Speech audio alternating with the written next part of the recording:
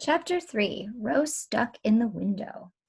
After a while, I just had to bother Calvin again. He had stopped reading the encyclopedia online and was now sitting on the floor and holding a permanent marker in his hand. "What you doing?" I asked. "I'm writing my name on everything I own," said Calvin. "That way you'll have to ask for permission before you touch my stuff."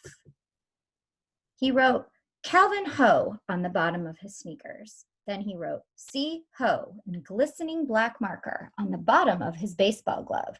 Calvin Ho went inside his batting helmet. Finally, he began writing Calvin Ho inside his favorite books, which were also my favorite books. It looked like I had better get started before everything belonged to Calvin. So I grabbed another marker and wrote Alvin Ho on my baseball. It was not my play ball, but my special ball kept in a clear plastic box on the shelf. Someone else had already written his name on it. Dezuk Matsutska, whose name is Dice K. I can roll as fast as dice too, especially when I am Firecracker Man. So my name sure looked fantastic right next to his. "Now that ball's good for nothing but playing," said Calvin. It was great news to me. I'd always wanted to throw it. But even better, Calvin seemed like he was now in a talking mood, so I gave him the bad news. "Calvin's rules for making friends isn't going to work for me," I said. "I can't do anything on the list on account of I can't even say hello. Got any other ideas?" Said Calvin, his marker in midair. "Are the other boys in your class bigger than you?" "Mostly," I said, "but Pinky is bigger than everyone."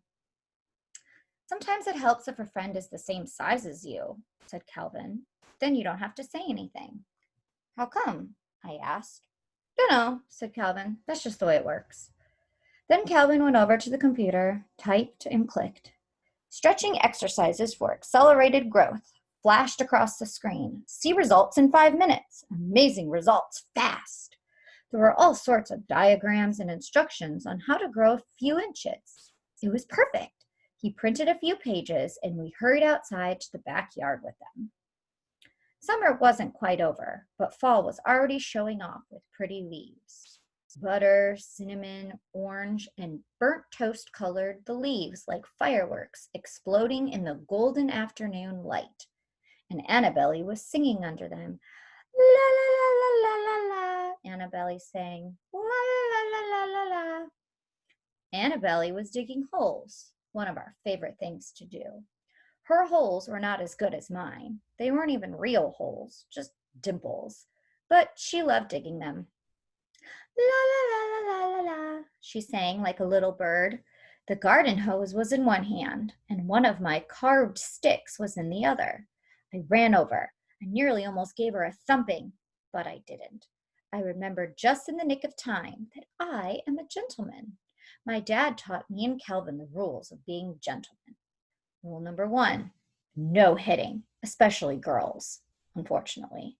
If I remember only one rule, it should be this, my dad said, and if I forgot it, I will not be a man, but a mushroom.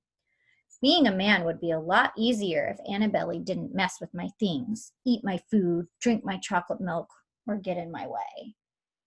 "Annabelle," I said, breathless, "that stick's been carved, and it's not for digging. It's only for robbery and mayhem." "Yep," said Annabelle. She stopped. She looked at the stick. My dad had shown me how to use a knife to take off the bark so that it would be smooth. I had a rare collection of these sticks against the back fence. "And it's good for digging," Annabelle said. "Try it." So I did, and so did Calvin. He digs better than anybody. He is a regular backhoe. Someday he could become the world's best hole digger. Dirt flew. Water gushed. It was great. When our yard had more holes than the prairie dog exhibit at the zoo, we stopped. "Annabelle, you're right," Calvin declared. "These sticks are good for digging. They're smooth in the hand, not rough." Annabelle beamed. Calvin always has a good word for her. "Now Alvin and I have work to do," said Calvin. "Work?" Annabelle looked puzzled. Calvin made a stirrup with his hands, and I stuck my foot into it, and he pushed me up into our apple tree. I grabbed a branch and hung from it. What kind of work is that? Asked Annabelle. It's a stretching exercise, said Calvin, to make him taller. Being bigger will help him make friends in school. Oh, said Annabelle. She tilted like a teapot to look at me. You look like a duck hanging in a Chinatown window. Come on, let's help him, said Calvin. He reached up and pulled on one foot, and Annabelle copied, pulling on the other. See results in 5 minutes, said Calvin. Amazing results fast. It hurt my armpits just a little, not too much. I could feel myself stretching like a rubber chicken. Suddenly, Annabelle let go. Let's make cookies with Mom, she shrieked and began running toward the house. Great idea, said Calvin, taking off after Annabelle. Hey, wait, I cried. I want to bake too. Annabelle looked back, but didn't stop. She was getting better at doing 2 things at once, like giving orders and running. You keep stretching, Alvin, she said as she ran. We'll bring you some cookies when they come piping hot out of the oven, okay? That way you'll be half grown by the time we get back. Great idea, I squeaked. Annabelle isn't in school yet, but she says things that sounds as though she's already been through the 6th grade or something. But it wasn't such a great idea for long. I could feel my grip slipping. I couldn't hang on forever. I couldn't even hang on much longer. But I couldn't jump either. I am afraid of heights. I could break some bones if I fell. So I swung my legs up and draped my knees over the branch, like on the monkey bars at school. It was a close call. But this was not the monkey bars. I was now upside down and even further from the ground. And I was stuck. Calvin! I yelled. Help me down! There was no answer for a long time. Then the scent of cookies wafted from the house. Hey! I screamed. I heard milk glasses clinking, followed by the muffled voices of a TV cooking show. Then the sound of Annabelle singing, la la la la la. Annabelle! I screamed, help! La la la la la la la, sang Annabelle. Mom! I squawked. My breath puffed out in clouds. My face froze. My nose ran. My ears rang. My head spun. Then I had an itch, and I couldn't reach it. But that wasn't the worst of it. It was getting dark. The wind moved, and the leaves applauded. The garden hose hissed and slithered. The grass disappeared, and in its place roared a black, black sea. Ah! I screamed. Somewhere a piano played. Video games blasted, and Annabelle sang, la, la, la, la. I wanted to cry, so I did. I squeezed the branch with my knees and cried full blast. Crying is really great, even upside down. Everything is always better afterward. And it was. Soon I heard Luis coughing up the driveway. Luis is my dad's wasabi green car, which he loves more than fireworks. My dad was home. My dad is da dad, which means he's the best. He would save me. He always does. Dad! I yelled. Dad, help me! Dad, I'm in the tree! I screamed as loudly as I could. There was only one problem. No sound came out of my mouth. My voice was all in my head. Out there, in the cold, in the dark, in the grasp of the evil tree, perched above the hungry sea, I was too scared to speak. And school hadn't even begun. Oh, you poor thing, said my mom, rolling me up in a blanket before carrying me into the house. How did we forget you? It is easy to forget me. I don't make much noise whenever I'm scared out of my wits. And like my dad says, out of sight, out of mind, which means if you don't see me, you won't think of me either. But finally, when my mom saw my empty place at the dinner table, she thought of me. My mom is da mom. She never had another life, like my dad, who is probably secretly a gung fu action hero spy master assassin before he was a dad. She was always a mom. She was practically born that way. But that's okay. She is really super duper. She's not afraid of heights.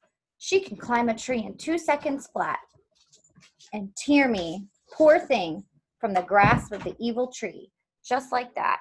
I love it when she calls me that, poor thing. It was almost worth hanging like a roast duck to hear it. Poor thing. Chapter 4, Allergic to School. When I was your age, my dad said at breakfast the next day, I was scared of school too. Worse, I was never a superhero before I went to school, so it was very rough. My dad is not superhero material, but he has read practically everything ever written about superheroes, and so knows us from beginning to end, which explains a lot about him. Just hold your head high, said my dad, and be a gentleman. But I feel sick, I said. My dad put a hand on my forehead. No fever, he said. Are you sure? I looked at his hands. They are thick like baseball mitts. It was a wonder he could feel anything through them. Where does it hurt? He asked. All over, I said. It was true. I was not making it up. I must have grown at least 2 inches from stretching so long in the tree, and growing hurts, as everyone knows. I gave a little moan. Said my dad. I moaned a little more. You are not sick, said my dad. But I will be, I said. I will be very, very sick. I'm allergic to school, severely allergic. My dad looked at me. Alvin, he said firmly, putting one of his mitts on my shoulder. Yes, Dad, you will be okay, son, he said. I love it when he calls me that. Son. I felt a little bitter. Maybe my dad was right. Maybe I would be okay. A good word from my dad changes everything. Besides, if I missed the bus, my dad might have a few other words for me. So I dashed out of the house and caught up with Calvin just as the bus was pulling up to the end of our driveway. Bye, Alvin, cried Annabelle. Bye, Calvin. Bye, Annabelle. We waved and climbed on. The wheels on the bus went round and round. I was okay. I clutched my PDK and sat next to Calvin in the back of the bus where all the 4th graders sit. The big kids screamed their heads off. I screamed my head off. We bounced up and down. You will be okay, son, my dad's voice echoed between my ears. I smiled at Calvin, and Calvin smiled back. I was okay. Then we arrived at school. My sneakers landed like a couple of cement blocks when I got off the bus. My stomach turned like a washing machine when I got outside. I found the door that said, 2nd grade, Miss Pestalozzi. My throat tightened. Welcome, said a lady. I'm Miss P. I stopped dead in my tracks. Her hair was shiny, and her skin was clean. She smelled like fresh laundry out of the dryer. She smiled at me. But I did not smile back. I hardly even looked at her. I clutched my PDK. I felt dizzy. I looked around. The room was bright and neat. The walls were blank, except for a picture of Henry David Thoreau, and other pictures of a small cabin. It is a copycat version of the original cabin that Henry had built at Walden Pond with his own hands. Henry David Thoreau is my hero, Esha said to her friend Flea. You know, he kept a really cool journal. My sister says we get to read part of it in 2nd grade.